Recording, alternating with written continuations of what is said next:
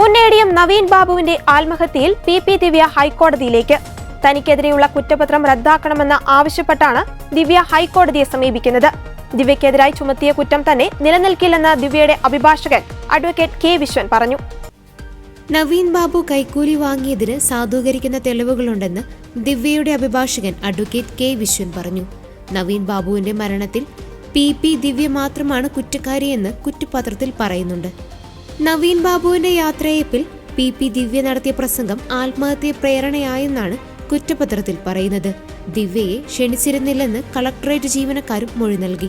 ഫയലിൽ അനാവശ്യ കാലതാമസം വന്നിട്ടില്ല. കൈക്കൂലി നൽകിയതിന് നേരിട്ടുള്ള ഒരു തെളിവുമില്ലെന്നും പ്രത്യേക അന്വേഷണ സംഘം കണ്ടെത്തിയിട്ടുണ്ട്. പി ദിവ്യയാണ് ദൃശ്യം ചിത്രീകരിക്കാൻ പ്രാദേശിക ചാനലുകാരനെ ഏർപ്പാടാക്കിയത്. പരിപാടിക്ക് മുൻപും ശേഷവും കളക്ടറെ ദിവ്യ വിളിച്ചിരുന്നു. എ.ഡി.എം. ആത്മഹത്യ ചെയ്തതിനു ശേഷവും ദിവ്യ കളക്ടറെ വിളിച്ചിരുന്നുവെന്നും മൊഴിയുണ്ട്. അതേസമയം തെറ്റുപറ്റിയതായി നവീൻ ബാബു പറഞ്ഞതായി കുറ്റപത്രത്തിലുണ്ട്. നവീൻ ബാബു പറഞ്ഞ കാര്യങ്ങൾ റവന്യൂ വകുപ്പ് മന്ത്രി കെ രാജനോട് പറഞ്ഞിരുന്നതായും പരാതി കിട്ടിയാൽ അന്വേഷണം നടത്താമെന്ന് മന്ത്രി പറഞ്ഞതായും മൊഴി നൽകിയിട്ടുണ്ട്. ഇതിന് പിന്നാലെ ഈ വിവരങ്ങൾ മന്ത്രിയെ അറിയിച്ചുവെന്നാണ് കളക്ടർ പറഞ്ഞിട്ടുള്ളത്. യാത്രയയപ്പിന് ശേഷം പി ദിവ്യയും വിളിച്ചുവെന്നും ഔദ്യോഗികമായി പരാതി നൽകിയിട്ടുണ്ടെന്ന് ദിവ്യ പറഞ്ഞതായും കുറ്റപത്രത്തിൽ വ്യക്തമാക്കിയിട്ടുണ്ട്.